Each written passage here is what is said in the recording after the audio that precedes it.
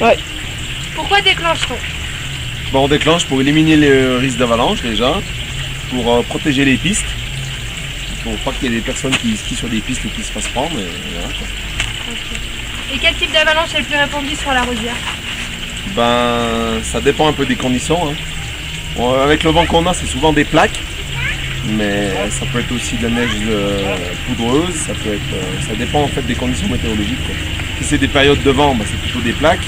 Si c'est des périodes de neige, c'est plutôt de la neige poudreuse. D'accord. Combien de points de tir vous avez? Je crois qu'on en a 50 en tout, en comptant le Catex. D'accord. 50 points de tir. Est-ce que tu peux nous décrire une journée type d'un artificier? Eh ben, le matin on attaque plus tôt déjà, on vient à 7 heures. Donc on laisse une équipe là en secours. Il y a toujours au moins 2 gars là qui sont là en secours et qui sont préposés si jamais il y a un accident si jamais il y a un accident sur un des points de tir et qu'on a un de nos collègues qui se fait prendre dessous, et ben c'est un des deux là, les deux là qui descendent et puis qui vont les secourir. Donc on laisse toujours 2 gars ici. Et puis la journée type, et ben c'est on se munit de nos sacs, de nos charges. Donc il y en a un qui porte les charges, l'autre il porte les détaux, et on se rend à des points de tir bien déterminés, avec des cheminements bien déterminés. Et on met des cartouches, et on annonce au central si le tir est positif, que c'est parti. Ouais, ok. Et on met donc à des points de tir bien répertoriés, qui sont répertoriés sur une carte. On met une mine et on regarde si ça part, de combien ça part. Ouais, j'ai pris. Combien ça part, et voilà. Et vous fermez aussi tous les téléskis, tout ça, tout ça? Alors oui, quand c'est PIDA, toute la zone est fermée. D'accord. Tu peux pas accéder. Il faut qu'à aucun moment tu puisses accéder sur la zone par gravité déjà. Il ne faut pas que tu puisses arriver sur la zone que tu déclenches par gravité. Aucun client ne doit arriver à cette zone-là. Okay. Donc la zone est fermée. Et après, quand c'est déclenché, que c'est tout purgé, on rouvre les zones. Et vous déclenchez aussi en journée? Il y a pas Alors que ça peut arriver qu'on déclenche en journée. Dans ce cas-là, on referme les pistes. Ça peut arriver qu'on redéclenche en journée, en fin d'après-midi. Dans ce cas-là, il faut refermer les pistes en mettant des vigies sur les pistes qui sont à côté pour pas qu'il y ait des gens qui puissent arriver sur la piste. D'accord. Et quelles sont les précautions à prendre lors d'un tir raté ou une panne de Catex? Alors, lors d'une panne de Catex, c'est les mêmes précautions à prendre que lors d'un tir raté. Il faut attendre 30 minutes. Ils estiment qu'au bout de 30 minutes, normalement, tu n'as plus de risque de te faire exploser.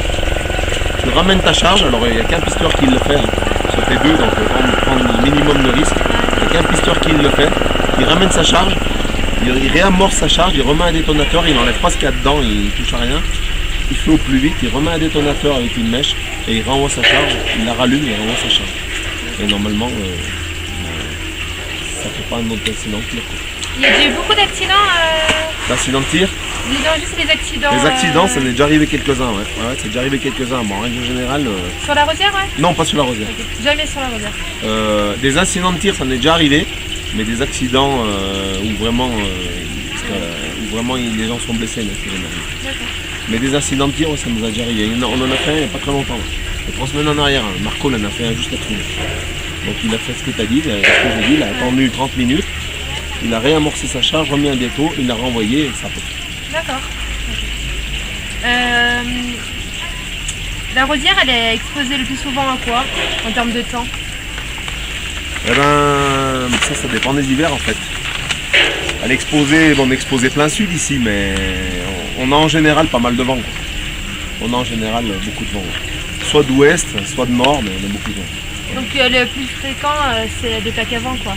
Le plus fréquent, c'est les plaques à vent. Sur la Rosière, c'est plutôt des plaques à vent que de la neige peut-être. Après, ça dépend du temps de l'hiver, quoi.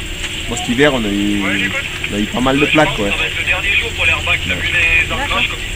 Et lors de l'avalanche qu'il y a eu, est-ce que c'était une zone à risque et pourquoi ça a déclenché?